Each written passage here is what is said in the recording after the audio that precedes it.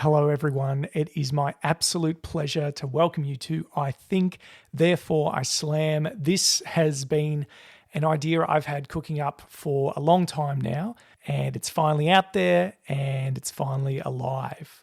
My name's Andrew. I've been a part of the Melbourne spoken word and slam poetry scene for about 5 years, and I've been lucky enough to have shared the stage with some of Melbourne and Australia's best spoken word artists. So I thought it was time to introduce you all to a few of them. Now, there's 4 reasons why I made this show. Firstly, to help those of you who have never heard of spoken word before get your first taste of what it's all about. Secondly, there's just not enough time in the day to get to all the spoken word events that I want to get to, so I thought I'd make my own. Thirdly, I'm trying to become a better, more prolific writer, and I figured getting around like-minded people would help with that. And lastly, I guess I can be quite shy, and being able to express my appreciation to artists that I admire is sometimes hard. So this is my way of doing that. I really hope you enjoy I Think, Therefore I Slam. Thank you so much for listening. Slam poetry. He doesn't care if it's perfect. It's time to slam now. It's the biggest poem I've got inside of me. She was a thief. You gotta Love means to love a haunted house. Yelling, angry. Blood black nothingness began to spin. Specific point of view on To things. this day, I hate pork chops. I am the master of my pain. I am the captain of my soul. All right, everyone, it's pilot time. Take me to the pilot. Lead me through the chamber. It's the very first episode of I Think, Therefore I Slam. My name's Andrew, and I've got an extraordinary first up guest, someone who I messaged months ago, and I was just overjoyed when she said yes. I have with me here the 2020 Australian Poetry Slam winner, founder and director of Wordcraft, and probably just one of the most happening people in the Melbourne spoken word scene, who's full of wisdom, who has been such a great advocate for spoken word artists, new and old, including myself, and someone who I consider a friend. Ren Alessandra, welcome.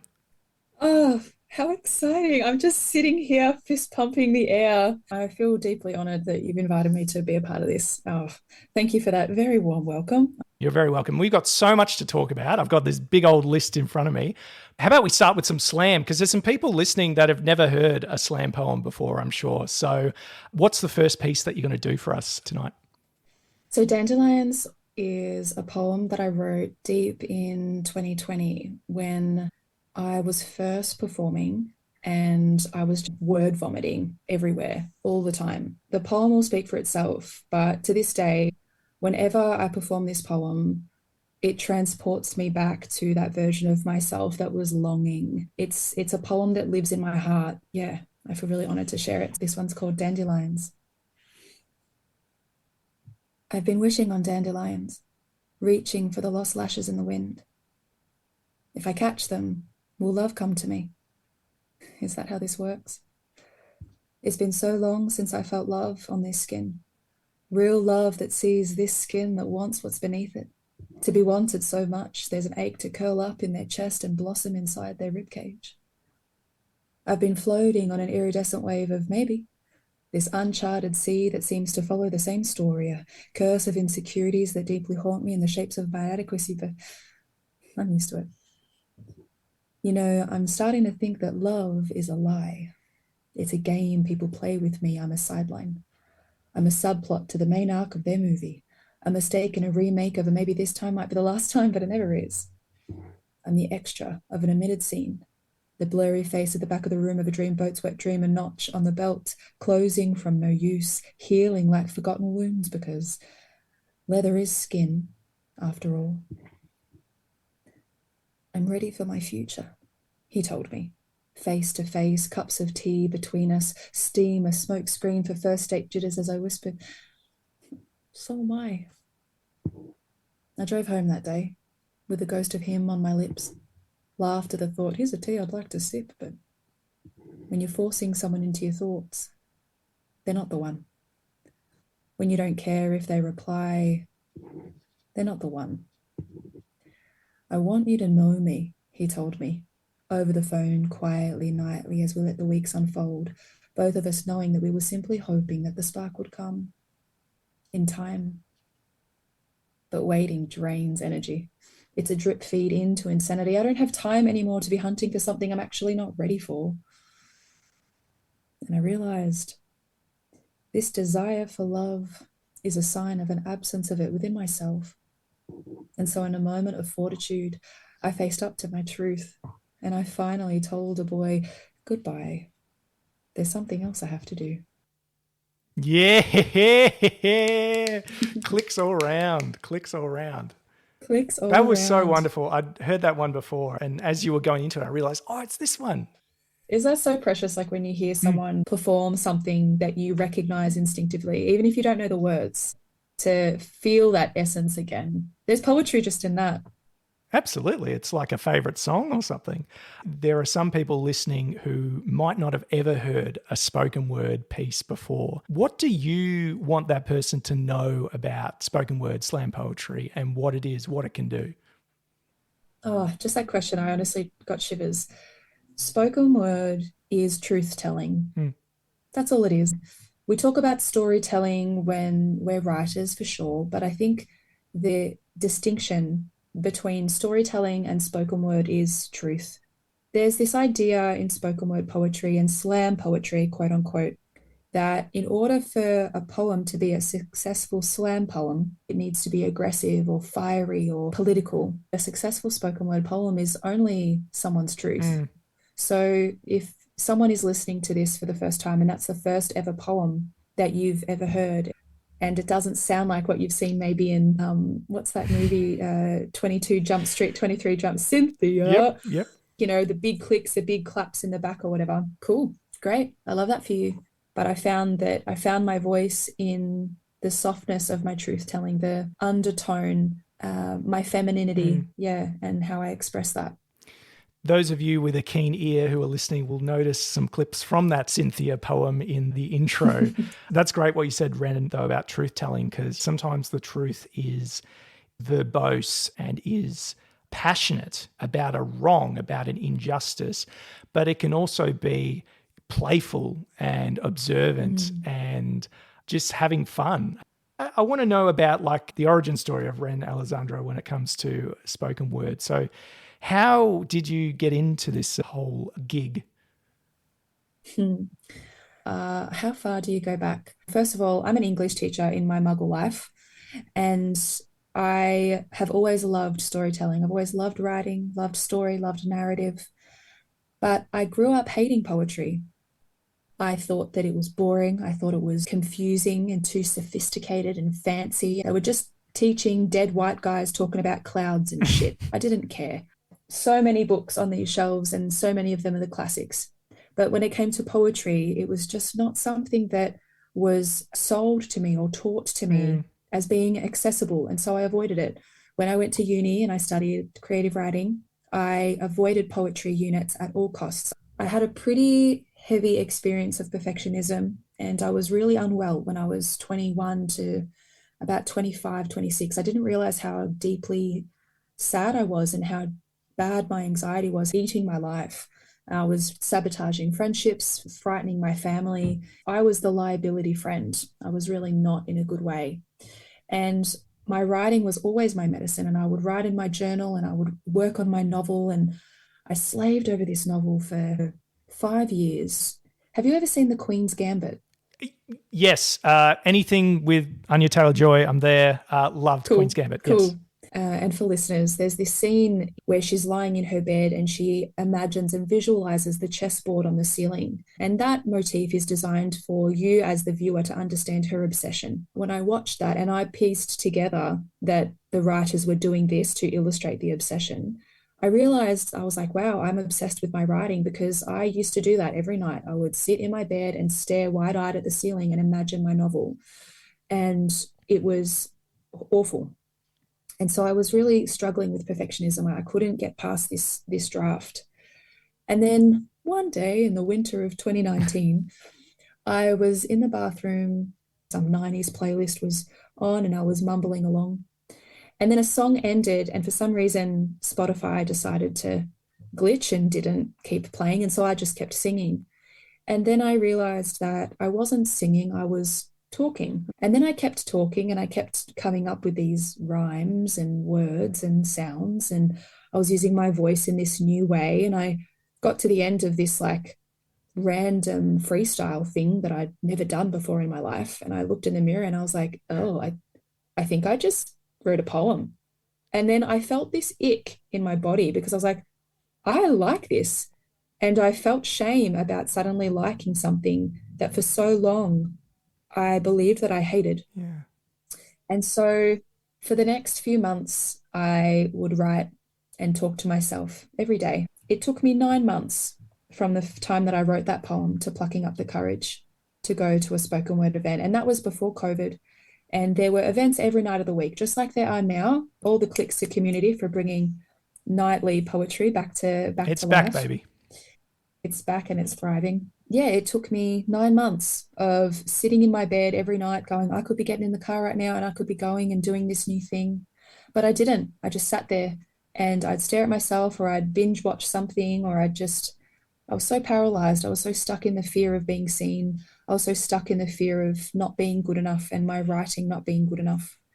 And I remember it was during the Melbourne Spoken Word Festival and there was a slam in Springvale at Griffin Speak.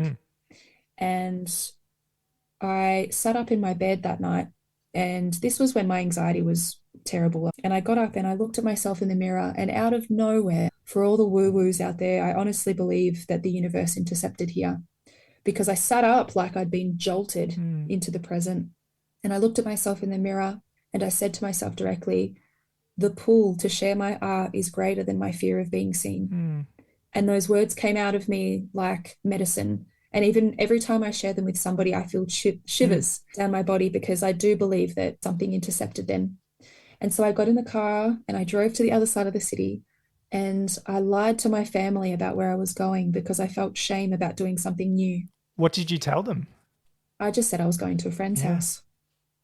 I didn't want to tell them that I was going to go perform my poetry at a poetry slam. Who am I to do something new, gross? You know, how was I supposed to explain to my parents that suddenly I wanted to try performing poetry? I'd never been on stage before and I always wanted to, but I never felt like I could.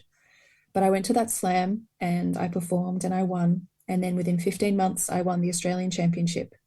And the rest is history. Wow. Thank you so much for walking us through that. Yeah, you had this spontaneous creative outburst one day and you said it took 9 months for you to have kind of that next burst of creativity to go, yep, I'm getting out there, I'm going to share something. You mentioned there about the pull of sharing your work is greater than the fear of being seen. Do you still find that it's like a bit of a wrestle sometimes? I don't feel fear around sharing my art on stage anymore, but I do feel fear around showing up online. Yeah. I'm working on that and I'm working on that actively and have been for years. And it's fascinating how the screen just dominates not only our life, but the way that we see ourselves. I want to understand how to use it for good because my relationship with my phone, similarly to so many of us, is toxic. You know, like I'm on my phone all the time. I need it everywhere I go. And I find this push-pull with my own relationship with it, let alone how I show up online, because there's an onus on us as creators to be online. It's necessary. And so I'm currently working on my mindset around that in order for me to be of service to the people that appreciate what I have to offer to the world, social media is my avenue to do that. It's actually the vehicle I have available to me at all times to be teaching and providing value and being of medicine and entertainment to the people that see what I personally and what Wordcraft has to offer. Yeah, so when it comes to the fear of being seen, it's not a silver bullet by any means. It's definitely an onion that makes you cry. Wow. You said to be of medicine and entertainment. Is that what you said? Yeah, those are two really powerful things. In terms of the online space, it's so different, isn't it, from in person? Anonymity can do so much to people. It can make people very, very mean sometimes, as well as the fact that we all walk around with a brain with a negative bias as well. So it's almost like we're looking for the thing that's going to criticize us unfairly, or sometimes we're our own critics, and we end up in this kind of echo chamber. I literally remember having a conversation with you a while ago about sharing things online or things to that regard. And I think I said to you, Ren, why does it feel so cringe? Like, why do I feel comfortable on stage, but why do I feel weird about taking that and putting that in another context? Can you relate to any of those feelings? I definitely relate to the feeling of cringe. And my relationship with cringe is definitely something that I am actively working on. I remember that conversation, and I feel that since then, I've consumed some really interesting content around it. I listened to Queen Herbie, who is an incredible artist, speak to cringe with her partner on her podcast, The House of Herbie. And one of the things that they discuss is how cringe is the absence of love, and how when we're cringing, we're judging ourselves. Yeah. Where when we cringe at anybody, we are responding to a part of them that we wish we had within ourselves, or are fearful that we don't have within ourselves. So, for example, if you see someone posting a poem on social media and they're standing in their kitchen and they're just performing this poem really randomly, and they're just trying to get out there, for example, and you cringe at that, you're like, oh, like, I don't want to see that. Why don't you want to see that? Is it because you're scared you wouldn't be able to do that because you're scared of other people's judgment? Cringe is judgment. And in order for us to overcome cringe, we have to realize that each and every one of us are living our lives for the first time, right? And we're all navigating this world that is so complex and nuanced and nasty. The internet is such a nasty place, but there's also so much love there as well. Cringe is only keeping you small. Cringe is holding you back from experiencing the fullness of another person's expression and from your own expression. So I think cringe is a very fun buzzword, isn't it? It's a genre of comedy almost as well, like being intentionally cringe, Yeah, for sure. I follow some great cringe comics, if you want to put them under an umbrella, and they're brilliant. And when you cringe at them and you see them just do the most absurd things, the humor and the freedom that comes in that observation, but also in the acting out of that, is hilarious. And the reality is, if you show up as your authentic self and just be you, and I know everybody's heard this before, but the reality is that it does magnetize the people that want to be a part of that. And I've come to the point now where I'm very lucky, touch wood, that I haven't experienced much online hate in my life. But I do feel sure that if I were to experience it, I would know that it's because that person is hurting. It's actually got nothing to do with me. It's about how the way I show up has triggered or activated something within them that they feel obligated to respond to that. And it takes time for that learning and that awareness to sink in and really click and consolidate itself as a part of your genuine belief system and the way that you move through the world. It's worth it, because once you do get to that place, I imagine there's so much freedom in the way that you create, and nothing can hold you down. And we all deserve that. Wow, that is giving me a lot to think about. I first crossed paths with you at the 2019 Melbourne Spoken Word Prize, where I was feeling very out of my depth, feeling quite new to spoken word as well. And I would have never have guessed that you yourself were also kind of in your first 12 months or so doing it. I mean, you sounded the part, you looked the part. I remember your piece. I think I voted for you. You might have remembered you had to put the little token in the boxes there to vote for your person. Yeah, I do. Yeah. And yeah. And it was a fantastic night, and really was, I guess, my first taste of the wider Melbourne spoken word community. I think the winner of that night was the incredible Tabani Schumer. Just seeing absolutely some of the best do their thing was so invaluable. The other thing I remember about that Melbourne Spoken Word Prize is that I had to go last out of 25 people. So crazy. Yeah, crazy. It was such a long night, and I don't think I ate, kind of thing. Oh, I wish I remembered more of it. I don't remember many of the performances. Oh, yeah. I do remember Tabani winning, and yeah, he totally conquered that spoken word festival. I mean, he's undeniably one of the best poets I think I've ever seen in my life. Tabani, please come on. Just saying. He would. Just ask him. He'd say yes. Yeah, Oh my God. we'll work up to it. He's such we'll a work king. up to it. Yeah, he's a king. I want to talk about after you did your very first performance in Springvale. Tell me about the feelings that were going on inside you after you'd taken that leap. Oh, community. It felt so beautifully alarming that there were so many people that wanted to hear each other speak. I remember that night looking around thinking, oh my God, everybody wants to know each other's names. Everybody wants to listen. Everyone is here for each other. It's crazy. And I just had never felt so welcome in a space before in my life, ever, anywhere, not even in high school with my friends. I remember I struggled with friends in high school. I found that I just was the subject of a lot of bullying. And so I was always trying to please someone. And so when I reflected on that as a young adult, I realized that I didn't actually know what it felt like to really feel safe within myself in an environment of people I didn't know. And spoken word was the first time I'd ever really felt that. I didn't feel like I had to perform a certain way. I didn't feel like I had to fulfill any roles that I had been cast for. You know, I found that my bigness has always been too much for people, and that I've always had to minimize myself or mold my voice and my tone and my, you know, my Italianness to suit the scenario. But in the spoken word community, I came off the stage and I was swarmed by people congratulating me and thanking me for my art.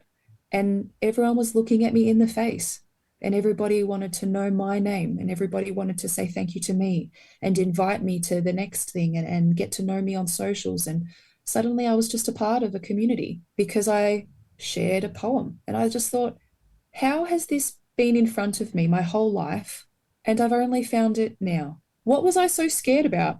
I remember getting in the car at the end of the night, buzzing on the fact that I've never won anything in my life. And then suddenly I win a poetry slam and I'm sitting in my car, and I thought about how scared I'd been for such a long time. And I laughed. I just laughed at myself. And I was like, what do you mean? I was scared of that. It was beautiful. Like, what was I scared of? And yeah, I was sold after that. And here we are. Did you tell your family when you got home?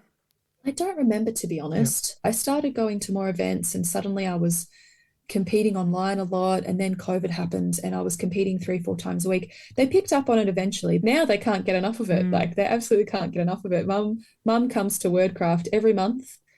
Dad comes once a quarter, every second month. And every time they come, they're always going, this person should have won, and those judges didn't know what they're talking about, and this, and clicking away and stomping their feet. And I just laugh at them and I go, you love this stuff. You absolutely love it. And they're like, yeah, we know. So everyone has their different journey. It's beautiful to share it with my family because they have seen the medicine that it's offered me and how it's changed my life. And then you really got to work. You became this prolific kind of tour de force, and this meteoric rise resulted in you winning the 2020 Australian Poetry Slam, being recognised by your peers really as the best slam poet in the country. What was that like in a nutshell? Oh, so weird. I won in this room. This is where I run Wordcraft, in this little writing room that my family built me. Yeah, 2020 was online. It was bizarre. I only started participating in the championship because I made a promise to myself that I would show up that year. I would show up for myself because I wanted to see what I was capable of. I actually haven't spoken about this much, but in 2019, I competed in a heat. I think it was in Doncaster, and Joel McKerrow was hosting it. It was back when he still had his dreads. Joel, please come on. Yeah, he will. Ask him. I'll ask him. He's been a huge influence on me. I'll text him right now. Yeah. He's one of my mentors. He's just such a beautiful man, such a beautiful support. He's just absolutely brilliant. He was hosting, and I remember being like, oh my goodness, he's a really well-known poet. He's going to watch me perform. And I bombed. Oh. I bombed. I didn't even finish the poem. It was awful. I was heartbroken. I got really sweaty and went bright red. A lot of crying after that because, yeah, the perfectionist in me felt so humiliated that someone I respected saw me bomb. And so after that experience, I was like, look, I'm just going to show up in this championship and just give it a go. I don't care how it goes. I just want to know that I can compete in a high stakes competition and get through the bloody poem. I just wanted to know I could do it. But that year I'd been competing a lot and I was struggling with the pressure that I was putting on myself to continue to win, as if winning was the only thing. So one of the focuses for me over that process was to continue showing up, but freeing myself of the pressure to be the best, because I wasn't actually doing it to be the best. I was doing it to prove to myself that I could do this, that I could be a part of this, that I could share my art and I could impact people. So I went into the championship with that very deep knowing, and I didn't think that as a newbie that my art would go that far. And I was competing against poets that are honestly much better at craft than I am and was. Huda the Goddess, who won the next year and, competed against Tabani and all of these other incredible artists all over the country. And I thought, oh my goodness, like I can't beat these poets that are quote unquote better writers than me. That's part of the narrative that you play when you're competing. But I showed up and I just kept moving through the stages and I thought, oh my God, like, where am I going with this? And then I won. And I was just sitting there going on my screen, just thinking, what do you mean? Like, I'm just in my room here in this basement, just slamming away. And then suddenly I get told I've won the Australian Championship and I've got Miles Merrill talking to me about all the things I've won, and this other group chat of all the poets that were all hanging out on Zoom at the other time in some other group chat, just like hanging out, just like yelling at me through the screen, like, oh my God, Ren, you've done it. And I really played down the fact that I was competing in the championship. And suddenly I'm sitting in my room just like, sorry, I've just won an Australian competition. Okay. I've won a year of touring and all this stuff. And just the whole fact that we were at home. It was just so weird. It was so weird. It was such a weird time. Like, I think we forget how weird that time was, but it was one for the books for sure. Wow. I think you went into it with such a great attitude as well. The fact that you were saying, your goal here is not necessarily to win, but to prove that you can do it and to, the old cliche, to do your best. And that's really all you can do, because like so many things have to come together like to make it happen. And it was so amazing that it happened for you. The biggest thing for me at that time was overcoming my perfectionism, because like I shared at the beginning, my relationship with my writing was really tight. It was really complicated. I was so obsessed with this novel writing that it had to be perfect. And I did a season of art therapy to help me understand where my perfectionism came from. And so showing up in the poetry world was my medicine. Poetry was definitely the vehicle for me to get out of my funk. I have never felt safer in my art than I do now. And I definitely know deep in my body, deep in my soul, that it's poetry to thank. And I can't believe that this art form that was hiding in plain sight on the other side of an opinion was the answer to my problems. That's why Wordcraft was born, because I wanted to create a place where writers could explore themselves, and I wanted to give back to this community that changed my life. So yeah, it's been a hell of a ride, that's for sure. So let's get into that. What is Wordcraft and what does Wordcraft do in the world? It's kind of its own little baby doing things out there. Yeah, it is a baby. Wordcraft is a spoken word collective. We celebrate our stories raw and in process.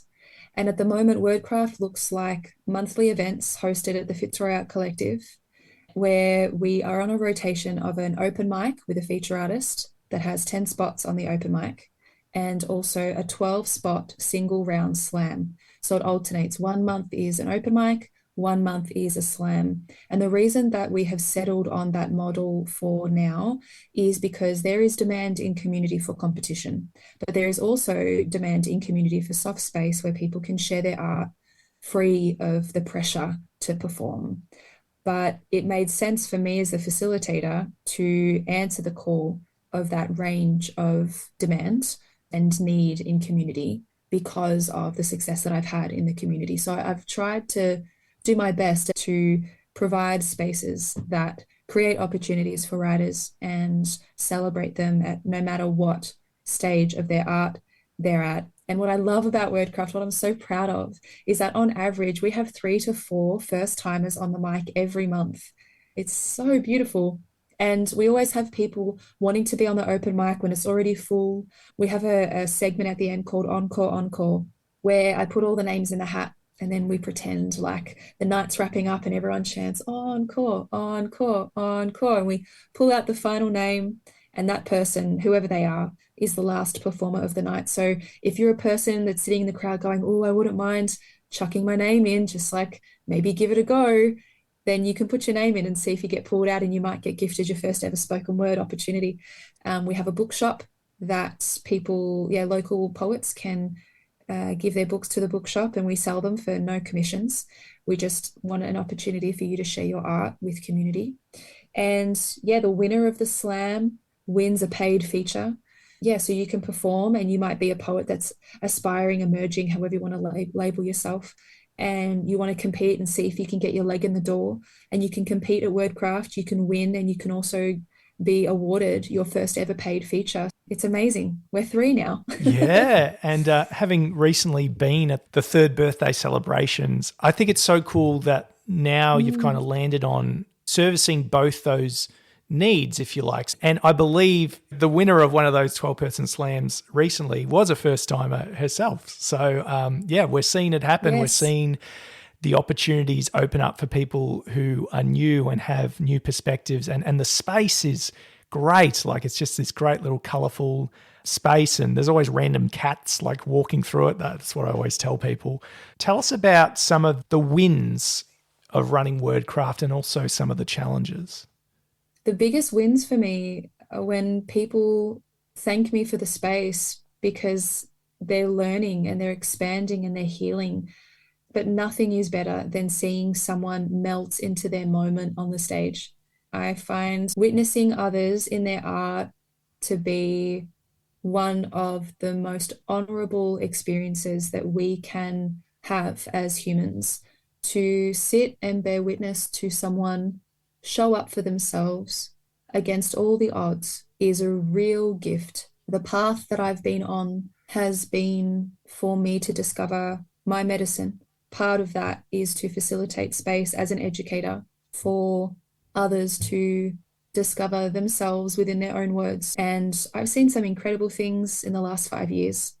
Some incredible things. I've seen neurodivergent teens own their new diagnosis on stage to a room of strangers who otherwise would be mute, selectively mute teens. I've seen young people own their refugee status and claim that they deserve better. I've seen teens own their mental illness and all kinds of incredible things just in youth. In adults, I've seen people celebrate grief and honor the dark.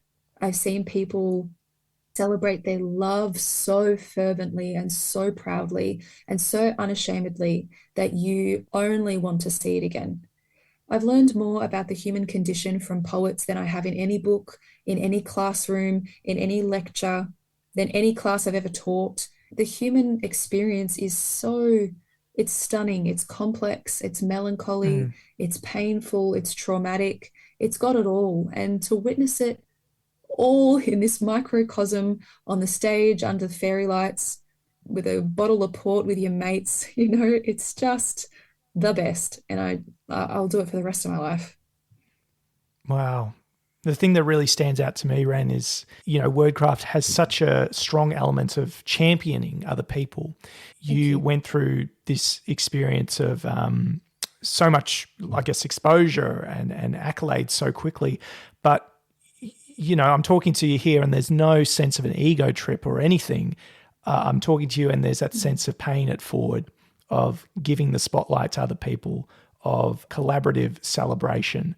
And I think that is exemplified best by this little thing that you do when someone goes up on stage is that you just yell out before they perform. You go poet.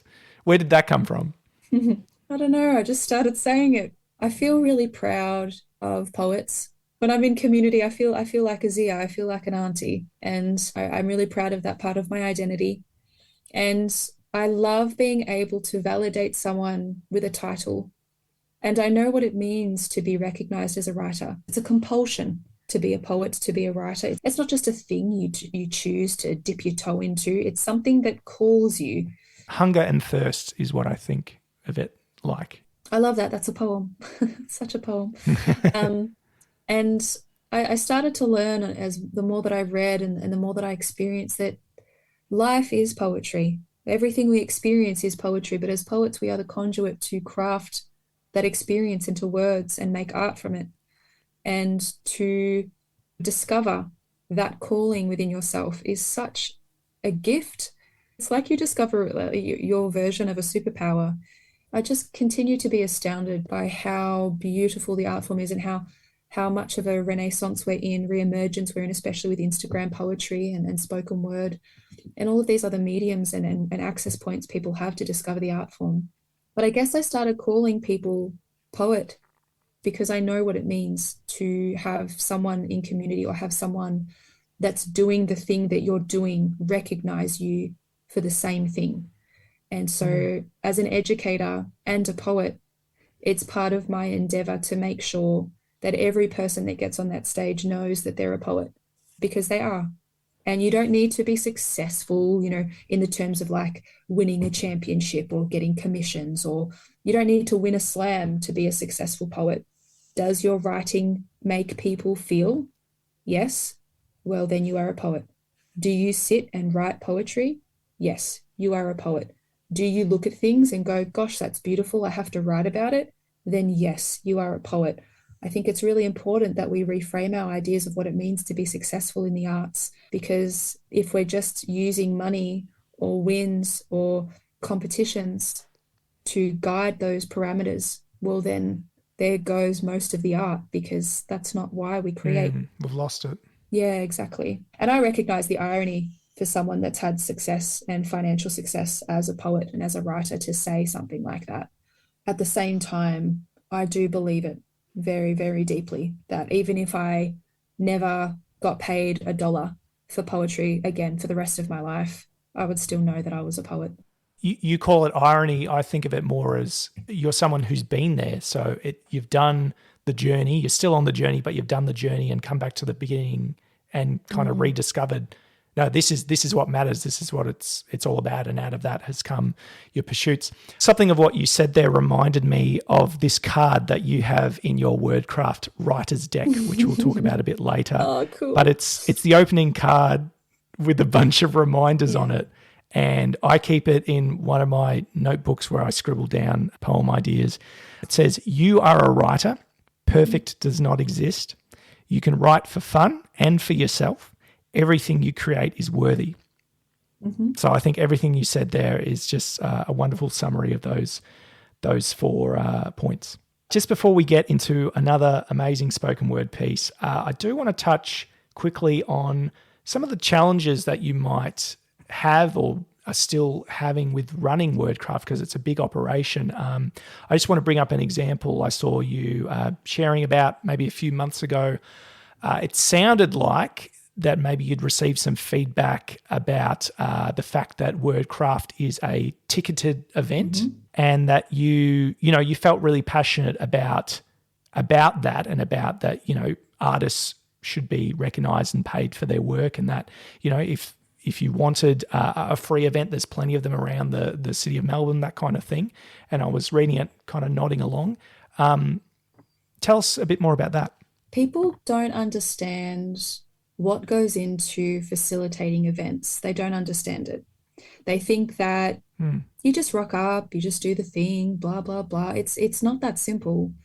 I started Wordcraft with just the intention to give back. And then when I got into it, I realized how many things you have to juggle to facilitate something.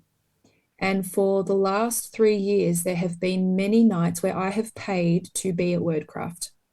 And this is because I have endeavored to make sure that Wordcraft is accessible as possible. We have a tiered ticket system.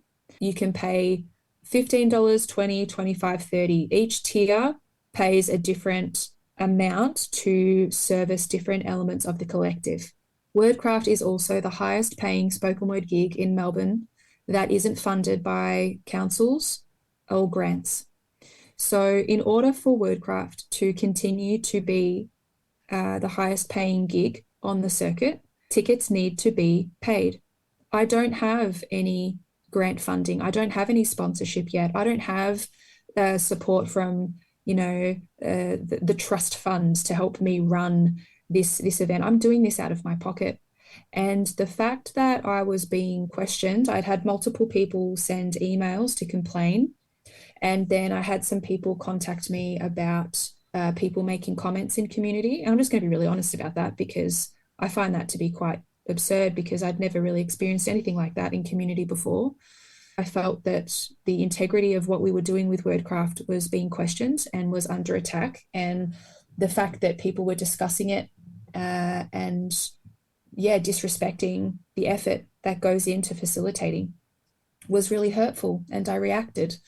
And I stand by that, because a lot of the facilitators don't get paid. There are plenty of events that have been running in Melbourne for years that don't get paid. They pay their artists with whoever pays on the door. If you don't pay on the door, what does the artist get paid?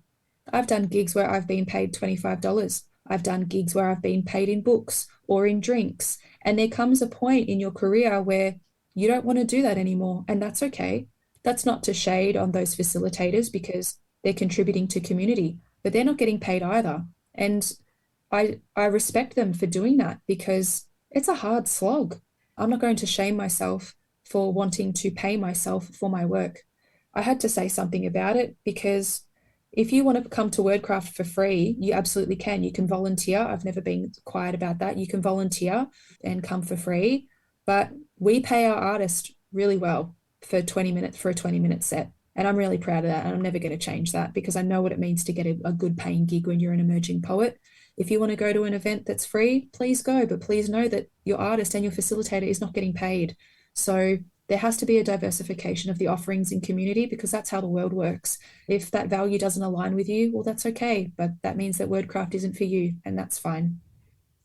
Very well said, Ren. Thanks. When I saw that you shared those thoughts, it was a bit like a fist pump moment, because it's amazing how, we'll go and splurge on like shoes by Kanye West, or, I don't know, Taylor Swift's new album or whatever, and we will support these absolute, behemoths of industry, and yet we can be so hesitant to support the real grassroots stuff from people that we know, from people who are trying to break in, are trying something new, are trying their own flavor of thing.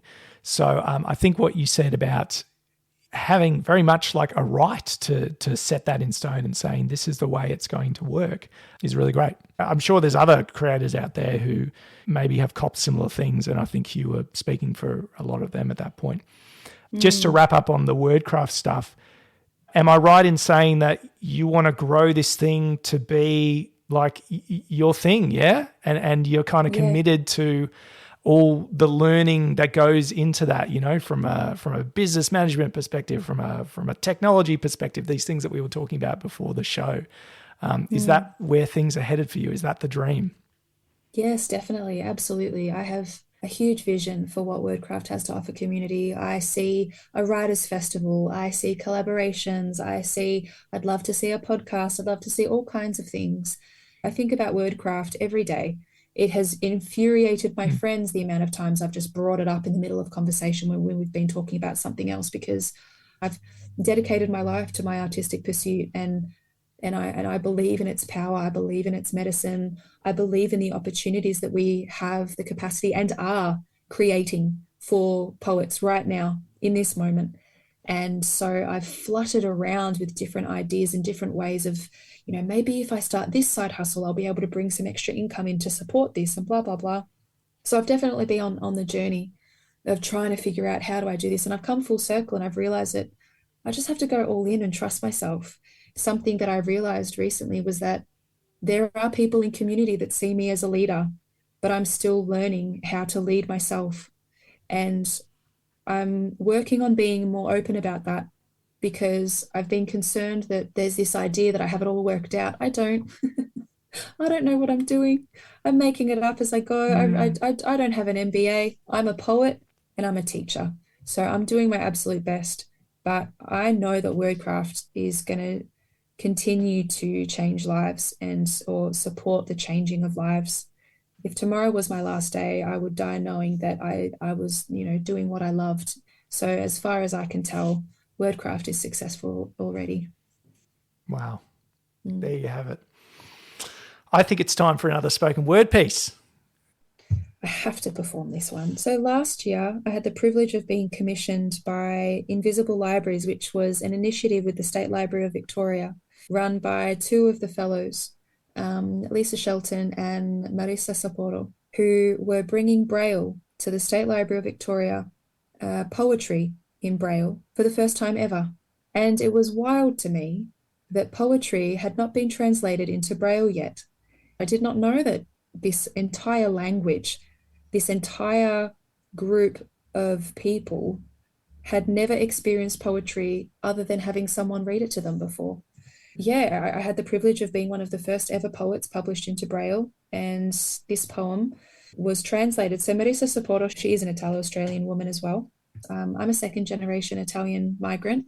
So the label for that, so to speak, is Italo-Australian, not Italian-Australian. I've done a couple of things in that space over the last couple of years, really coming to terms with my heritage and losing my nonna and what that meant for my lineage and my bloodline. And so when I had the privilege of being commissioned and I learned that Marisa was Italo-Australian as well, I thought, you know what, I have to have this poem translated. There's a lot of poetry in motion in this moment because it's about hands. As it's hands that read Braille, and it was another Italian woman translating this poem, there was just lots of poetry in this experience. And this is one of my proudest pieces because of what it's done for my bloodline. So this is called Looking at My Hands in the Sun. Looking at my hands in the sun. I saw then generations of women in the webbing across my knuckles, splashed out in ancestral geometry. Lives of learning, of ideas of identity, of craftswomanship and care. How here, in the knuckles that support these fingers, sausages, like the ones my women have made for me to feast, I see myself and all of them before me mirrored back. Which of them were writers too? Which of them could be? I see the seamstresses, the mothers, the wives, the cooks, the housekeepers, man-tamers, child-raisers, family feeders. I see badges of service pinned on skin aprons from the inside, diligence pricking quietly, ever present. In the square tips of my fake nails, in the aging spread of skin wrapping my fingers, in the water palm that maps my mind and the writer's fork resting on my Apollo mound, I see myself and the women before, pacing my privilege to be realized in this coming of age. Wow. So cool. Thank you. Thank you for that. And so cool that a piece that powerful is now accessible to more people. Yeah, I know. It's wild. And my whole body's tingling right now. It's a genuine honor. Yeah, if anybody wants to read that poem in English and also in Braille, you can go to the State Library and request to see the collection, the Invisible Libraries collection, and you can sit in the fancy room and they'll bring you the collection and you can go read it. And there's another poem in there of mine called Moths. And there's a whole lot of other poets that were a part of this, Andy Jackson and Emily Collier. So to be included in, these three, like to be one of those three poets, unreal, like just such I'm so deeply proud, and I know that Nonna's proud too. So yeah, it's a very, very precious poem to me. So I'm really happy that I got to share it here today. I want to talk a little bit about the creative process. One of the reasons why I put together this show is I'm curious how other people put together their work and do we have words for it at first? I know that I have certain things that I do or that seem to happen to me, but yeah, let's just have a crack at it and see how the conversation goes. Where do you feel like you get your ideas from, and how do you generate new pieces of work, Ren? That has evolved over the years for sure. When I first started, I would think about something that made me feel a certain emotion. So I would ask myself, okay, what do I feel today? Where do I want to write? Do I want to write in anger? Do I want to write in remorse? Do I want to write in longing? What is it that I need to process? And I write my journal in poetry, but I started doing that not really knowing what I was doing at the beginning. Then eventually, once I'd kind of excavated, so to speak, the surface level stuff, that's when I would find myself, oh, I'm in the poem now. It's kind of like you have to dig a little to get there. And I've got plenty of different ways that I've experimented with my practice. So I'm not huge on the left to right, pen to paper situation. I am a huge lover of using an art book, the big ones that are A3, if not bigger. And I would put a theme in the middle or a word or an image in the middle, and then I would brainstorm around. And I use different writing resources like the thesaurus, or I would listen to music and read other poems and just use all different things around me that felt kind of like itching for me to explore. So I'd look at my bookshelf and I'd pick up something and I'd write in response, and I would just play in my practice. I've got this beautiful little room here. I've got hundreds of books, and I just play, and I just found that I really enjoyed working like that and sort of adding layers to things and experimenting and coming up with lines and listening to songs and using them as springboards and genuinely just playing. I just love discovering what my brain can do with my words. It's amazing. But then I started diversifying the way that I was writing. And so, of course, I've got hundreds of journals, but I don't actually write poetry in them very often. If I'm journaling in poetry, I'll be typing. I love typing because my brain works really quickly. And I'm quite a fast typer. It's definitely a mini superpower of mine. My students are amazed at how fast I can type, which is a great flex for me. Words per minute? Oh, I don't know, but it's loud and fast. I don't know. I've never tested it, but my students are always staring at me going, oh my God, miss, what are you doing? So yeah, I love to type, and I learned to love the red squiggly line. I used to really demonize myself for having all of those, but I leave them now. So many typos in my writing. I find that I'll be in an experience or thinking something, and my mind will instinctively create a poetic line out of my thought, and I will use that as a prompt. And I will know instinctively, okay, I have to write that down. And then I will come back to it later on, or I'll sit down immediately and write in response to what I'm thinking. But I've just developed a relationship with my art where if it's calling me, I answer. Yeah, it's not uncommon to find me on yard duty writing a poem in my phone, or in the middle of a meeting, just picking up my phone and, writing in my Scrivener a line that I've just thought of, or someone said something that I thought was funny, and I'll write that down. So I've developed a relationship with my practice that's evergreen. It's constant. I went months at a time without writing, without picking up my phone, picking up a pen. I would be in paralysis. But I don't think I've gone a day without writing now, I'd say for at least 2 years. And I count a single word as writing. I count thinking about my writing as writing. I consider that writing because it's all part of the practice. Yeah, it's really interesting how that's evolved. I won't pretend like it's not ego driven. I mean, after you have enough validation in your craft, it becomes easier to approach it because you've had the validation, the external validation that supports the internal. But there is a lot of internal validation that needs to happen in order for you to develop that kind of relationship with your art too.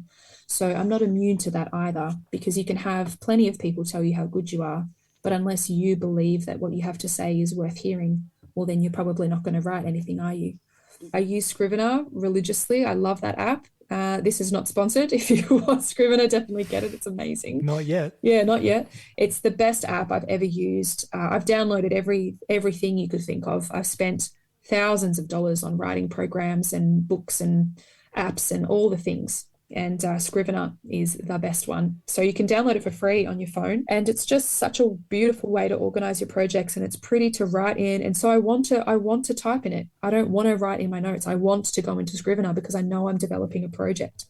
So it's about surrounding yourself, I think, with all of the things that make you want to do it. And once you create fun and spontaneity, and you realize that you are your own muse, everything is a poem, and it just becomes a matter of going, ooh, I like that. I'm going to write that down, and then seeing what happens. And it's a beautiful place to be.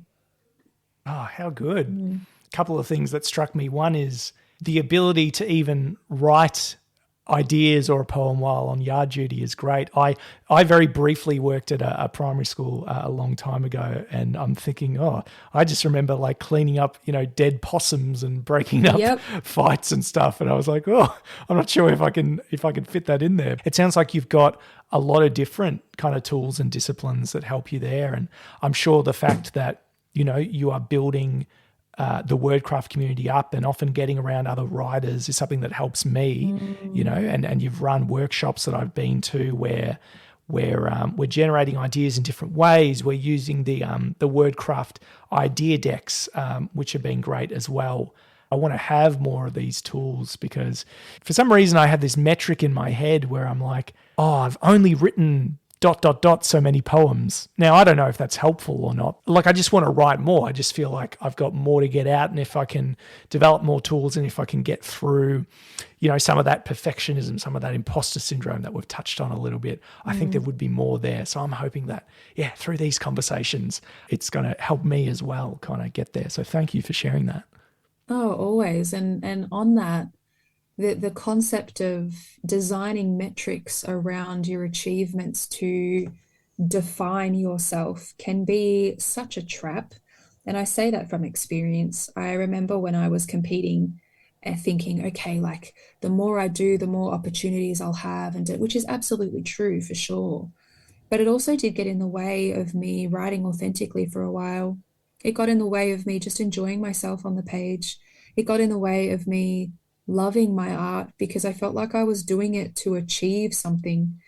And that's the complexity of being a creative, is that when people say I'm not creative, I smile and I just think it's just because you don't think you are, that you create every day. Who told you that? Yeah, who told you that? It's just because it's just a thought. This is similar to how I felt about poetry. I hated poetry, but it changed my life.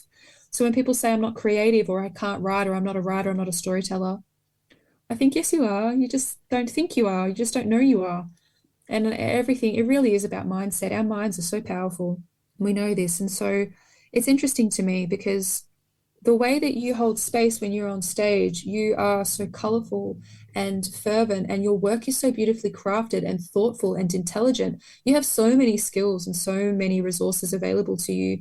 So I find it so fascinating to hear you speak to this blockage that you have. It's like this veil that only needs to be ripped open or taken off, or however you want to phrase it, to realize that you already have the skill available to you. It's simply about the relationship that you have with it. It's similar with me and social media, for example. People have been messaging me recently saying, hey, I'm loving how you're showing up online at the moment. And I've had friends say, oh, wow, like, your content's really good. Like, you're doing really well. And I think to myself, yes, but I'm not consistent. Yes, but I don't know what I'm doing. Yes, but and I'm limiting myself, and I'm not receiving that kind of feedback because I don't believe it yet. But I know from experience that by changing my mindset, by changing my relationship with that part of myself, it's only going to open up more freedom in the expression, in the delivery, in the creation. You already have all of these tools available to you. You already have the conversations and the awareness and the curiosity. It's about the relationship. You need to ask yourself, well, hang on, if you were going to sit down and talk to your creative practice as if it was a lover, a best friend, a partner, an entity, a being, a spirit in front of you that was integral to your existence, how would you actually describe your relationship? Something that I did that was really beneficial, I did this for the first time in art therapy, was actually write a letter to my art and my relationship to my art. And I discussed my relationship with my art, with it. And I realized that it was actually just the way that I was speaking to her. And my art is a she because I'm a she. I was so unkind. It was awful. I was treating her terribly. And then when I realized that, I was like, whoa, hang on a second. What do you mean? My art is a part of me. My art is integral to my existence. Why am I being so nasty? Why am I neglecting her so much? I'm not a neglectful person. I can be selfish, but I'm not that selfish. I'm not so neglectful of the people I love that I forget that they're there, that I ignore their needs, that I ignore when they're calling me.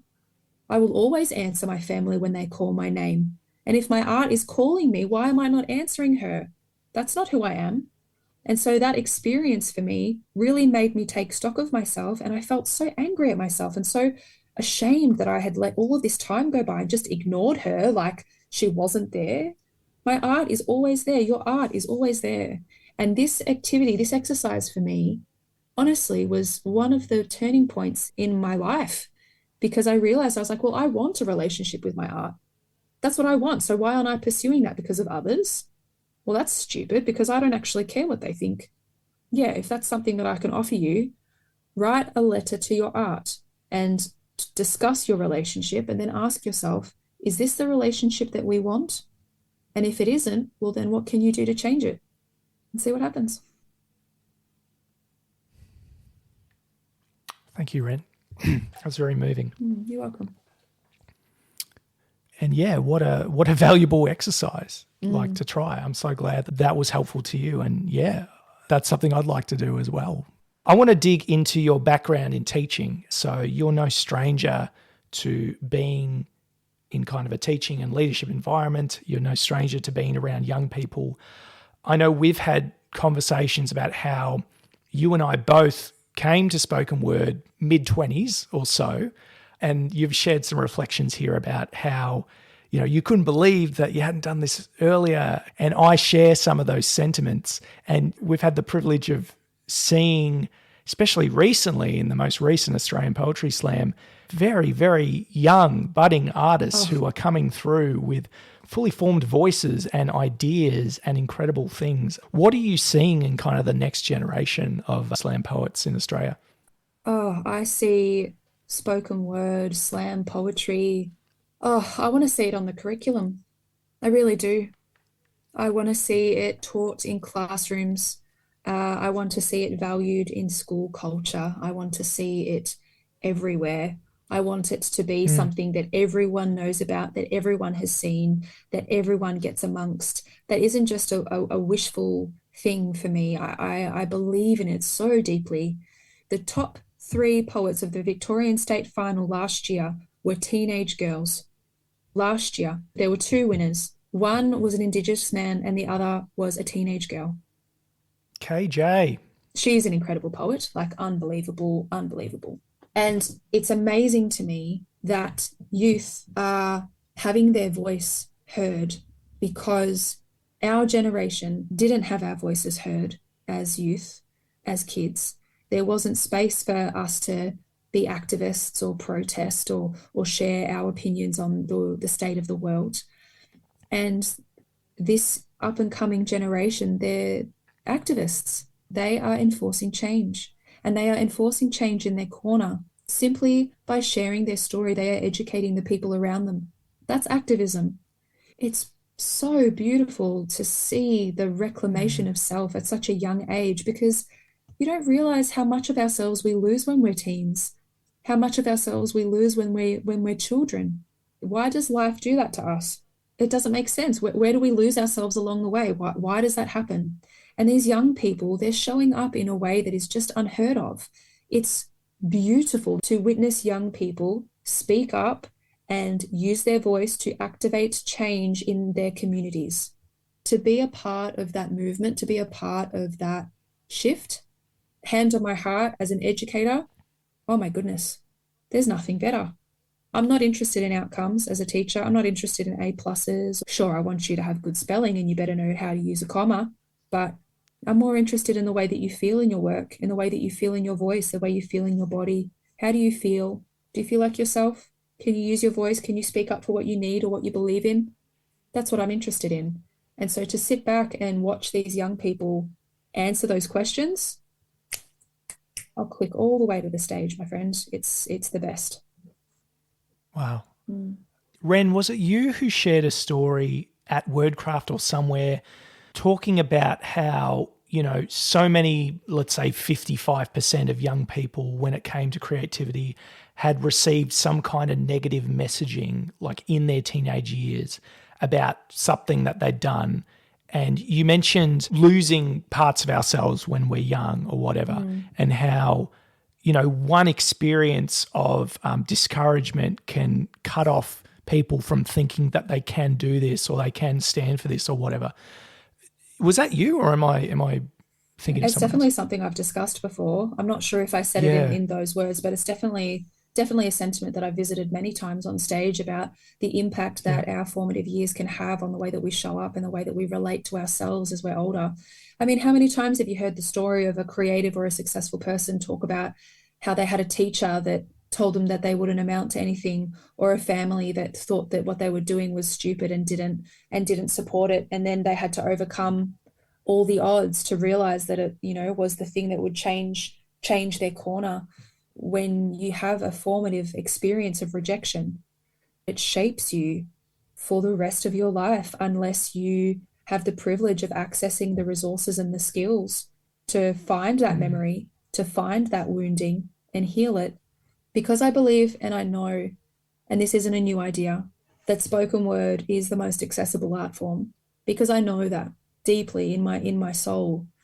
I believe that it's a vehicle to really support young people feeling capable in their language. The literacy level in this country is incredibly low. The average literacy level in Australia is year 8. Do you think it's getting worse? It is getting worse, yes, especially with the gap from COVID. I'm working with young people that don't even know how to write their names on a straight line. I'm working with young people that don't know how to scan for basic information. Their literacy is really low because COVID has impacted them in detrimental ways. I've got young people that think that they can Google any question and that answer that comes to them is the truth. They don't understand what information literacy is. They don't understand how to find the definition of something and be able to match it to their experience and seek whether or not that's the right kind of word for their context. And we've got a lot of young people that are native English speakers, let alone students from other countries, young people from other countries that English is their second language or their third language. But we've got a lot of native English speakers in this country that don't have the confidence that they deserve in speaking and using their voice or articulating their emotions. That's why we've got such a huge mental health crisis in this country, because language and the relationship with language is so fractured, amongst other things, of course. But I deeply believe that. I believe that if young people had the skills to articulate themselves, then the mental health crisis in our youth would be very different. It would not be where it is today. That's why I've committed myself to this art form, because if every school taught spoken word, that's not that every single kid would get better. It's not every single kid would find the answer or the silver bullet. That's not what I'm saying. But what I am saying is that there would be a hell of a lot of young people that would have discovered a medium to actually express themselves that was free of curriculum, free of academic expectation, free of persuasive techniques, literary devices. Like, if you taught young people spoken word, you would be so surprised at the stories that they would share and the power and the community and the unity that you would see on the stage and in the classroom, and the whooping and the clicking and the love. I've seen it and it's stunning. And I just think every kid deserves that. Every kid deserves an experience to go, do you remember that time in high school when so-and-so stood up and did that poem and we learnt that stuff about him and they were just like the sickest storyteller ever and you just wouldn't have picked it? That's what slam poetry does. It pulls you out of yourself. And I think every kid deserves that. And I think now is as good a time as ever. I think we need it now more than we've ever needed it before. I think, like with so much of education, it's never necessarily about the building blocks or, like you said, the different elements, persuasive techniques, rah, rah, rah. It's about what they lead to and how having a competence or a mastery of something affects your identity. You know, when you shared about students having trouble writing their name, like what does that do to your sense of competence? And I'm someone who can communicate what I need and what I feel. You know, I think communicating needs and feelings is really key. Also, when you were saying about formative experiences, you know, it just makes me think of me in terms of, like, I was a theatre kid, right? So the theatre kid thing is what led to spoken word eventually. But I seriously see that as something so important. And you look back now and, you know, I'll go to high school shows and, you know, they're not always fantastic because they're high school shows, but it's not about the thing. No, it's not. about what it's led to. And I know that what's happening backstage is, you know, friendships are being formed, memories are being made, passions and confidence. All this stuff is just being unlocked through these other things, the language, the movement, the song, whatever it is, as a creative outlet is the conduit through which other strengths develop. Yeah. Yeah, definitely. I love all of that. You're spot on.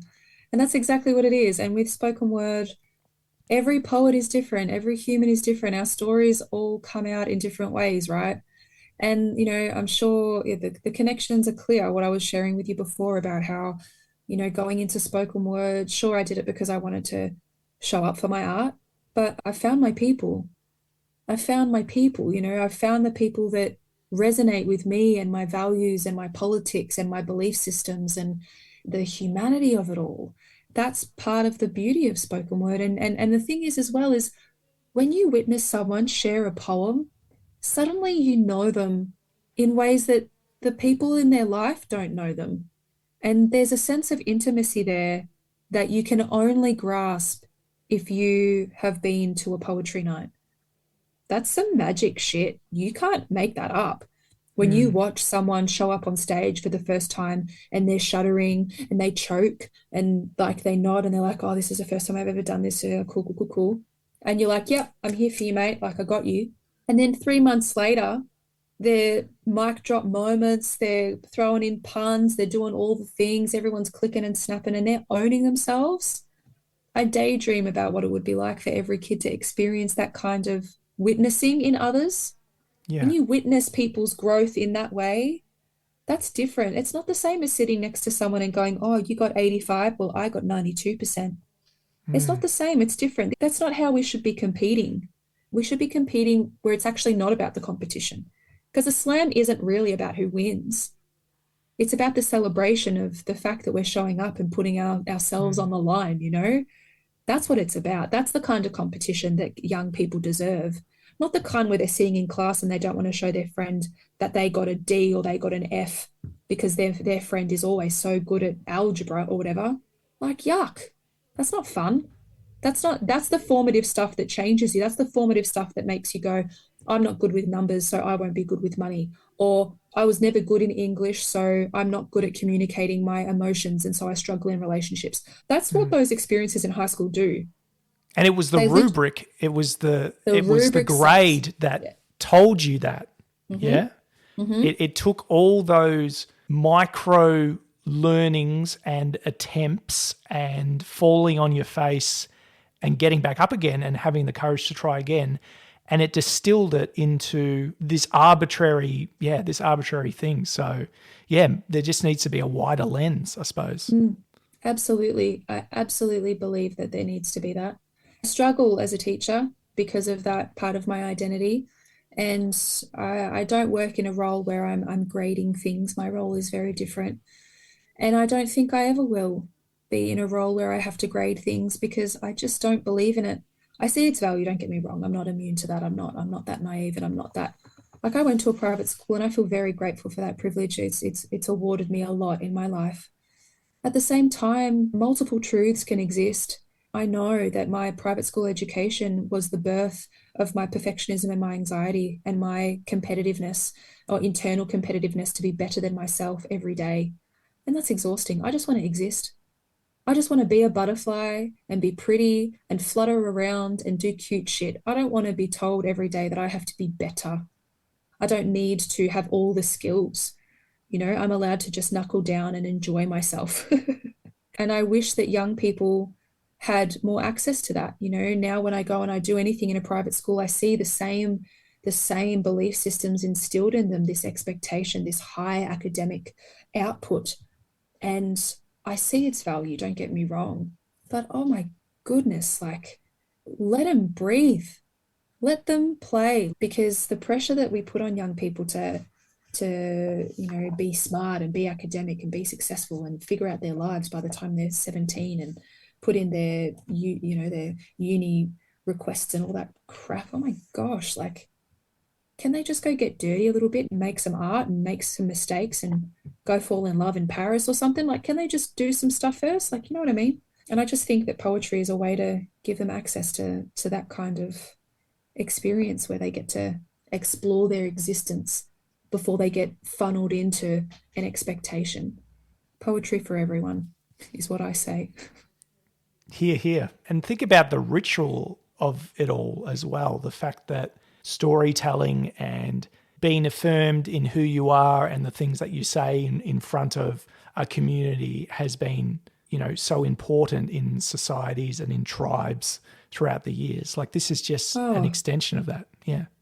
Absolutely. And it's embedded in us. We are storytellers. Like, we have to get back to the reality that this art form, it's not new. It's actually the OG. Spoken word is the OG. It's the original gangster, right? It's the way that we have told stories since the beginning. But somewhere along the way, we lost it. And we decided that poetry was hard to access, or it was only for people that knew how to read poetry, or it was for all the fancy men that got published and all that everybody knew each other, or unless she was married to someone that knew someone in the publishing industry or had to have a moniker or, change their name. But it is a patriarchal side effect that poetry has evolved in this way. I just feel really grateful that we're a part of the Renaissance. It's a beautiful place to be because it's working. Quickly returning to teaching, you said earlier that your first exposure to poetry was not necessarily a positive one. And, whether that was because it was the material or maybe the way it was delivered, or you didn't have someone to kind of coach you into what poetry could be. In your role in teaching now, what do you feel like you can bring to make that more accessible or exciting for young people? In order for poetry to be accessible to young people, you need to show them poets that look like them. Yep. If you are working with low socioeconomic kids that are coming from homes that are neglectful, that suffer in whichever way that they suffer, that's not to say that high socioeconomic homes don't suffer. Everyone has suffering. It's all subjective. But what I'm saying is, if you're working with low socioeconomic kids whose literacy levels are lower, and you're bringing in poetry that is following certain rhyme schemes and has certain language that the kids have never seen before, and it's talking really abstract and exploring a concept in an abstract way, and they don't have a grasp on that kind of language yet, you've lost them. Why would you do that? That doesn't make sense to me. We need to be introducing poetry through the access point of people that look like them. And the reality is that spoken word, you can find a poet, every background, every situation, every quote unquote marginalized label you want to stick on a person. You can find a poet online that ticks those boxes. That, we're in the classroom, we're working with these young people, they're already going through what they're going through. They're on their phones nonstop. They're constantly texting and taking photos. If they've already got access to their phones in their pockets, find a TikTok poet. Find a spoken word artist, find a video, find a poetry movie. There are plenty of creators online that are making beautiful poetry. Get them to find one and choose one. Why did you like it? What was it about it? Write the poem down. Listen to the poem over and over. Write it down. Look at it. Share it with somebody next to you. Send the poems that you found to one another. That's how you show them poetry. You show them what they've got in their pocket. Then from there, you ask them, okay, why did you like that one? What did you choose that for? Sure. You're going to get some that are going to go, oh, it was the first one I found, whatever. That's fine. but you're going to get a lot more that go, oh, I can really relate to that because she's talking about something that I've experienced. Well, then there you go. That's your hook. Line and sinker. You've got them. It's something that I've experienced before. There are young people that are half our age that have 1.5, 2.2, upwards of 3 million followers because of their poetry, because they're writing about their young experiences. So if I was to be teaching poetry in the classroom, that would be my very first lesson. I wish that the way that schools ran were a little bit more, I don't know, less admin focused, less curriculum bound and more expressive. Yeah. But yeah, that's the world we're in. Looking to the future now, you've got many things happening in your world. I believe you've been working on a one-woman play of sorts. Is that right? Yeah, I had the privilege of being commissioned by the State Library a few times last year. And one of them was a part of a series called Experimental, where they invited 12 creators and organizations to respond to the prompt experimental. And yeah, put together a series of shows. And they asked me, what do you want to experiment with? And I said, I want to experiment with this collection I'm writing called Wog Girl. Because we know about Wog Boy, but where are the girls? And so I wrote this show, and it was honestly the best thing I've ever created. Yeah. It was honestly the best thing I've ever done. Yeah, in Italian culture, you may have heard of the concept of a glory box, where when you get married, the woman gets given or the men too actually, but gets given a box of linens and tablecloths and bedspreads and all the bits and pieces that you're going to need to move into your married life. And in Italian, we call it a baule. A baule is explicitly for the woman, essentially the box of goods that helps prove to the man's family your worth. And so I have my nonna's baule, the different cases that were a part of my nonna's baule when she got married to my nonno via proxy. For those of you who don't know what via proxy means, it's you essentially get married from across the sea. So my nonna was in Italy when my nonno, my grandfather, was in Australia. And the only way nonna, my grandmother, could come to Australia in the 1950s was if she was married. So my nonno signed some paperwork, and then nonna signed it in Italy. And in all of the photos of my nonna's wedding, nonno's not there. It's her brother that stood in for him because he was in another country, because nonna was in another country. So there were about 50,000, oh, don't quote me on that number, but there was tens of thousands of Italian and Greek proxy brides at that time during the season and the height of Italian and Greek migration. And my nonna was one of those brides. And so she came to Australia, and the baule is a part of the show. And the reason I tell that story is because it's essentially about my nonna's migration, specifically my nonna, because she's my Wog girl. And what I did was I interviewed all of the Wog women in my life. I held a women's circle in my home with my mum, and I interviewed these women about their experiences growing up as Italians and Greeks and Portuguese in Australia during the 60s and the 70s. And I learned so much about our experiences and their experiences, rather. And I realized how much of the woman experience has been silenced and swept under the rug. There's so much silencing in the Italian culture. So I wrote a show about reclaiming my identity as an Italian woman, as an Italo-Australian and Italian migrant. And yeah, it turned into this show, and it was about celebrating my nonna's migration here and her story. And it happened all quite poetically because she passed away the Christmas before I was commissioned for the show. And it was so interesting that it happened that way, because for the years that she was suffering with her dementia, I thought, I'm going to write something about her. I'm going to write it. But being in denial about the fact that she was going to leave us soon, losing her didn't feel real. So I put off writing about her, because if I wrote about it, then it meant that she was leaving. And so, yeah, the show came together quite seamlessly. And it's a 45-minute show where I weave poetry and music and some theatre stuff into it. And so it debuted at the State Library on the 24th of April last year. And I've performed it a couple of times, bits and pieces of it at different events. But I'm hoping to do an independent season at some point, whether this year or early next.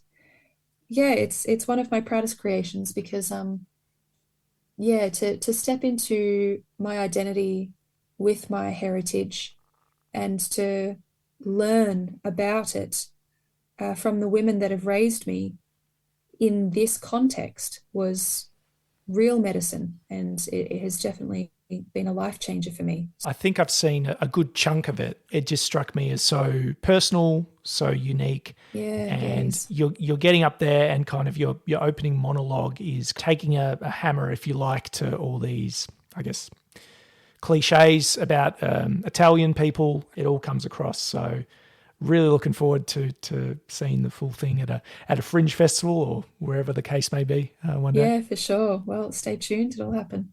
Yeah. So that's happening for you. The other thing which is coming down the pipeline is you're rebranding. Let's talk about that. Oh, it's exciting. I'm rebranding because I'm evolving, and I've been holding on to this version of myself and seeing that there's another layer of myself to discover that I am giving myself permission to step into. And what a lot of people don't know, my birth name isn't Ren Alessandra.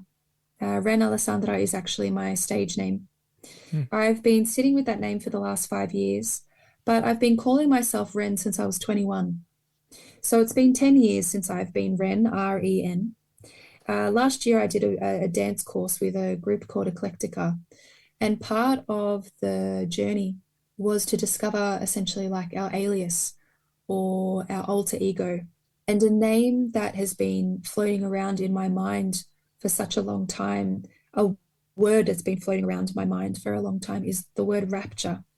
Rapture means like intense pleasure, intense enjoyment. My whole life I've been told that I'm an intense person. I'm full on. I've been told many times that I'm too intense, quote unquote. I'm too much, I'm too loud, I'm too sensitive. And so the word rapture has always been this way for me, especially in recent years, a word that has always felt very connected to me because it celebrates that excessive pleasure, the bigness of myself. I find pleasure in my intensity. I find pleasure in the depth at which I feel and the depth at which I think and the bigness of my emotions. I love that part of my humanity. I would never diminish it because this is all there is. Like life is all there is. Like why wouldn't I want that to be so intense? What a waste of time if it wasn't, you know? So rapture for me is this really beautiful word. It also evokes this sense of fire and movement and play. I love it. I've got this sticker that I found in Tasmania years ago when I was on a road trip with a bunch of friends, and of all these blue wrens, just blue fairy wrens just sitting in the tree. And I just think they're such stunning creatures. Every time I see them, I'm like, oh, I've always believed that they're, you know, my spirit animal, simply because we share a name, but a letter different. And then I learned along the way that one of the medicines of some of the medicine of the wren is the power of music and sound, which I found to be just another poem in my life, to think that the wren's medicine is the power of sound, the power of music as well. And I love spoken word and I love music, and I've always wanted to blend them. So essentially what I came to realize was that my name, my alter ego, was Wren Rapture. And it's scary to say that aloud because I haven't given myself permission to really introduce myself as her yet, because I'm still Ren and I'm still Ren Alessandra, but I'm also Wren Rapture. And I'm in this in-between of owning that I'm allowed to evolve myself in whatever way I choose, and I am allowed to decide on what my name is. And I haven't changed my legal name. I don't think I ever will. But my stage name, my true name, you know, my inner name, it will just constantly evolve. And who knows how long I'll be Wren Rapture, because she's only just begun. But the reason that I'm stepping into that is to also detach a bit from Wordcraft. So Wordcraft can be its own entity, because for the last 3 years, I have been Wordcraft. You know, my handle on Instagram is Wordcraft Ren. Wordcraft has run from my Instagram the whole time. And I've been very intertwined with the brand because it is my brand. And so I'm endeavoring to separate them. So Wordcraft as a collective will be separate, And Wren Rapture will be the name that I use as a poet, as an MC, as a celebrant, as an educator, as I pursue that part of my business separately from Wordcraft as a spoken word collective. So it's exciting to come to terms with where I want to go with it, and to use my skills as a stage presence, as a host, as a speaker, to use those skills as Wren separately from Wordcraft is an exciting thing to distinguish. And yeah, it's exciting because I actually haven't talked about it with anybody really yet. So yeah, you are the first.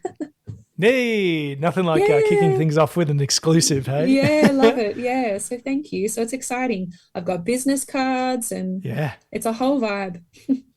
You know, it's kind of like the artist formerly known as Prince transitioning into Prince. Yes. You know what I mean? It's a new era. It's a new day. It's a new day. Yes. Ren Alessandra, soon to be Wren Rapture.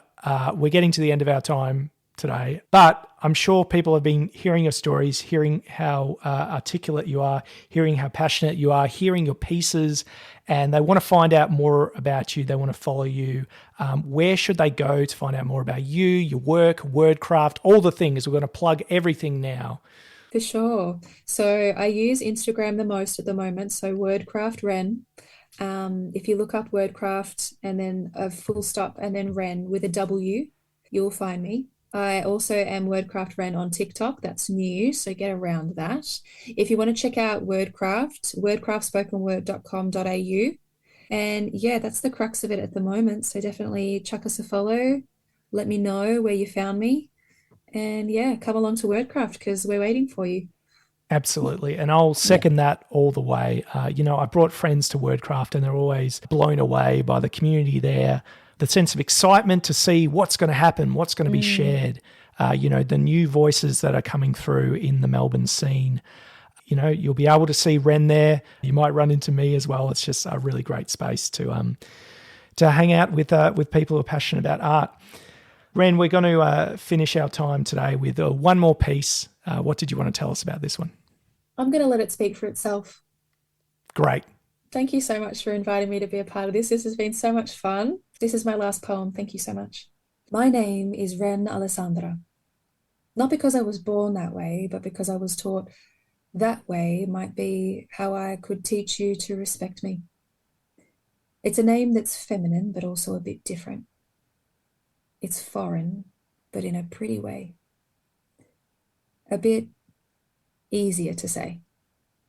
Because that's the thing that makes me more desirable, right? Australian and seen.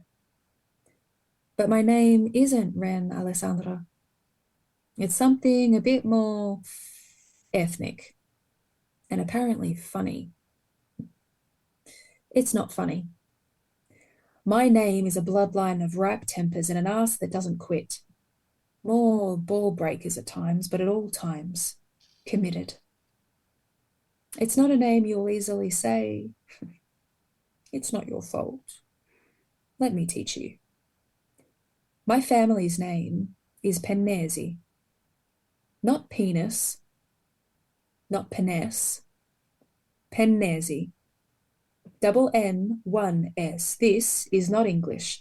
And in that case, I wonder who of you really understand that it takes more than men who build concrete cash columns on the back of capitalizing a slur, on making everything about the slur, breeding on our stereotypes, dressing as women but only hiring one woman that actually gets to be seen. Hey, that's what I see. It takes more than men. Repeat after me. Patrizia. Lucia. Stefania. Brava. Those names are the heart cause of a bloodline that runs through so many veins. I dare you to keep up with the amount that they have done for us and the parts of your life that you pay to live, like pizza dates and pasta joints and Riviera trips. That colore of your life was built too by the hands of these women who in the country their blood trusted hardly heard their name on the tongues of those who now love everything else about them. Where are their voices? I want to hear them, and I am proud to contribute. Anna Maria named me Wren Alessandra Pinesi. Antonietta called me Lorin. We are WOG girls. Ren Alessandra, thank you so much for being here.